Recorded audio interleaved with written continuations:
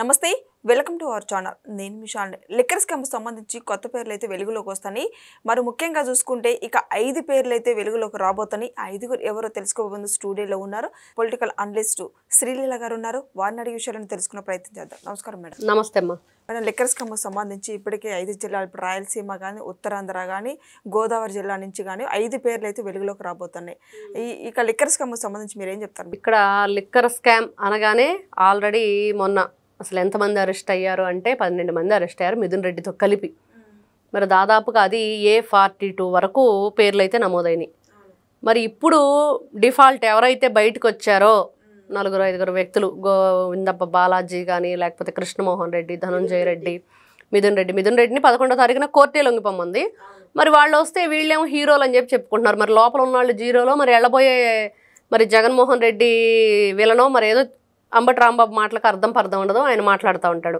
అయితే అసలు కొత్త పేర్లు ఎవరు వాళ్ళు ఏ విధంగా కొల్లగొట్టారు ఎంత డబ్బు కొల్లగొట్టారంటే నిజంగా షాక్ అనమాట గుడ్ మార్నింగ్ అంటూ పలకరిస్తాడు ఒక మంత్రి అతను చాలా ట్రోల్ చేసేవాళ్ళు చాలా కామెడీ కూడా అనిపించేది అతనే కేతిరెడ్డి మరి ఆ కేతిరెడ్డి అతనికి కూడా లక్షల్లో డబ్బు వెళ్ళిందని అతను కూడా ఈ రోజున మద్యం స్కామ్లోకి ఒక నిందితుడిగా చేరబోతున్నాడని వినిపిస్తుంది మరి ఉత్తరాంధ్ర మరి విజయసాయి రెడ్డి మరి ఆయనకు సంబంధించి ఎవరు అక్కడ కీలక పాత్ర పోషించారు అంటే పెద్ద స్థాయిలో ఉన్న వాళ్ళందరూ కోట్లు కొట్టేస్తే వీళ్ళకి లక్షల్లో డబ్బులు పంపించేవాళ్ళు అంటే నెలకి 40 లక్షలు 50 లక్షలు ఆ విధంగా మరి అదే కాకుండా అసలు ఈ మద్యం ఏదైతే ఈ బాటిళ్ళు మనం కార్టూన్ బాక్సుల్లో పెడతారో ఆ బాక్సులు కూడా అమ్ముకున్నారంట చివరికి ఖాళీ అట్టపెట్టెలు ఎంత దౌర్భాగ్యమైన పరిస్థితిలో ఉన్నారు ఎంత అంటే చెప్పుకోవటానికి కూడా ఎవరు కూడా ఇట్లా చేయరేమో అంటే ఇట్లాంటి వ్యక్తులు వీళ్ళ పని గతంలో అధికారంలో ఉన్నప్పుడు ఈ విధంగా కొల్లగొట్టుకోవటం చూస్తుంటే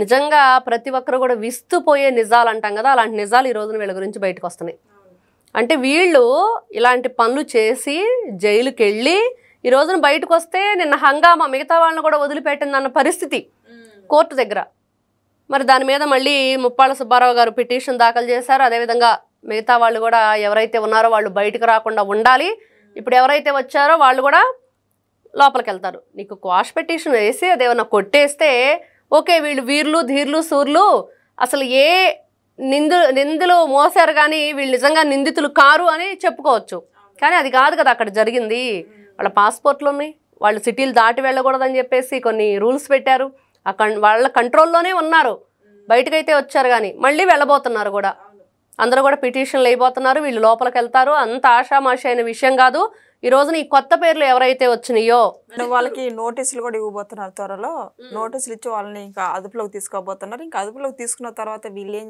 సమాచారం ఇస్తారు ఇంకా మళ్ళీ ఇంకా కొత్త పేర్లు వచ్చే అవకాశం ఉందంటారు ఖచ్చితంగా అసలు మనం ఫస్ట్ నుంచి చెప్పుకుంటుంది అదే ఈ రోజున A41 42 అనుకుంటుంటే కాదు అది 50కి చేరే అవకాశం ఉందని పోలీస్ శాఖ వాళ్ళు చెప్తున్నా కూడా 50 కాదు ఇంకా ఎక్కువే ఉండిద్ది అనేది మనం అనుకుంటున్నాం ఎందుకంటే ఇట్లా ఒకరితోటి ఒకరు లింక్ అయ్యి ఎంతమంది ఎన్ని లక్షలు కొల్లగొట్టారంటే పెద్ద స్థాయి వాళ్ళు జగన్మోహన్ రెడ్డి స్థాయి నుంచి సీఎం మరి కింద ఉన్న ఎమ్మెల్యేలు ఎంపీలు మరి ఎమ్మెల్సీలు ఉన్నారో మరి ఎవరున్నారు ఇంకా పేర్లన్నీ రావాలి అంటే ఆ మండలాధ్యక్షుల దగ్గర నుంచి ఎంతమంది ఎన్ని విధాలుగా వీళ్ళు దోచేశారు ఈ మద్యం కుంభకోణంలో అంటే ఈ రోజున ఒక్కొక్క మాట వింటూ అంటే నిజంగా విస్తుపోయే నిజాలు అనమాట ఇవన్నీ ఇంత ఘోరంగా వీళ్ళు ఇట్లాంటి మద్యం కుంభకోణం అనేది ఒక మద్యం విషం అమ్మారు మద్యం పేరుతో మరి ఆ విషం దాగి లక్షలాది మంది కుటుంబాలు ఈ రోజున రోడ్డున పడ్డాయి అయినా కూడా ఏ మాత్రం ఈ అంబటి రాంబాబు లాంటి వాళ్ళు పేరుని నాని లాంటి వాళ్ళు మాట్లాడేటప్పుడు మనం ఏం మాట్లాడుతున్నాం మనం మాట్లాడేటప్పుడు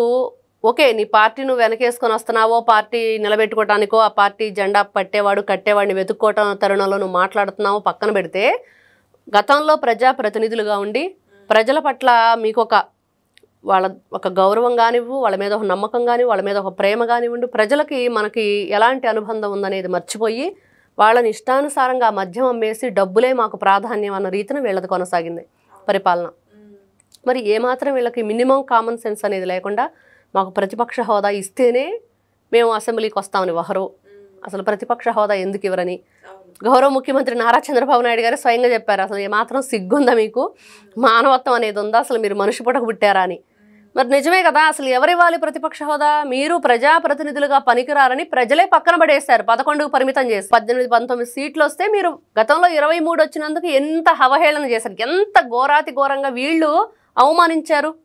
ఈ రోజున 11 కూడా రాని మిమ్మల్ని ఏ విధంగా ప్రజలు పక్కన పడేశారనేది కనిపిస్తూ ఉంది. ప్రతిపక్ష హోదా అడుక్కోవటమే, ప్రజల దగ్గరికి వెళ్ళాలని చెప్పేసి ఏ విధమైన కార్యక్రమాలు చేయాలని అడుక్కోవటమే. ఎక్కడికి వెళ్ళినా వీళ్ళ పరిస్థితి ఏంటి, వీళ్ళ గతి ఏంటి వాళ్ళకే అర్థం కాని పరిస్థితిలో ఈ రోజున సజ్జల రామకృష్ణారెడ్డి, అంబటి రాంబాబు, పేర్ని నాని, లేకపోతే శ్యామల. మరి మిథున్ రెడ్డి రాగానే శ్యామలను కలిశాడా, శ్యామల ఆయన కలిసిందో, మొత్తానికి ఫోటో అయితే వైరల్ అవుతుంది. మరి వీళ్ళిద్దరు కలిసి ఏం చేయబోతున్నారు, పార్టీని నిలబెట్టబోతున్నారా? నెక్స్ట్ జగన్మోహన్ రెడ్డి ఇంకా లేడు, అతను పార్టీలో ఎట్లాంటి కార్యక్రమాలు చేయలేడు, మేమేను పార్టీ జెండా పట్టాలన్నా కట్టాలన్నా అని చెప్పి వినిపిస్తుంది. వీళ్ళు ఓదార్పు యాత్ర వీళ్ళు చేస్తున్నారు. అంటే ఆ పార్టీలో ఏం జరుగుతుంది అసలు ఎవరికి అర్థం కాని పరిస్థితి. ఏదో రైతుల మీద మాకు ప్రేమ ఉంది, వాళ్ళు అసలు కష్టాల్లో ఉన్నారు అని చెప్పేసి ఒట్టి మాటలు చెప్పేసి యూరియా గురించి పోరంటున్నారు. రేపు ఎవ్వరు రారు, జగన్మోహన్ రెడ్డి అసలు రానే రాడు, వీళ్ళే చేస్తారంట. మరి ఆయన ఎందుకు రాడో ఎవరికి తెలియదు. మరి రైతుల మీద అంత ప్రేమ ఉన్న వ్యక్తి జగన్మోహన్ రెడ్డి రావాలి కదా, మరి ఆయన రాడు. నిజంగా మీరంటున్నట్లుగా ఈ మద్యం కుంభకోణం ఏదైతే ఉందో, వీళ్ళు ఈ రోజున అంబటి రాంబాబు ప్రెస్ మీట్ పెట్టి మరి వీళ్ళంతా హీరోలుగా వచ్చారంటే లోపల ఉన్న వాళ్ళు ఎవరు మరి విలన్లా?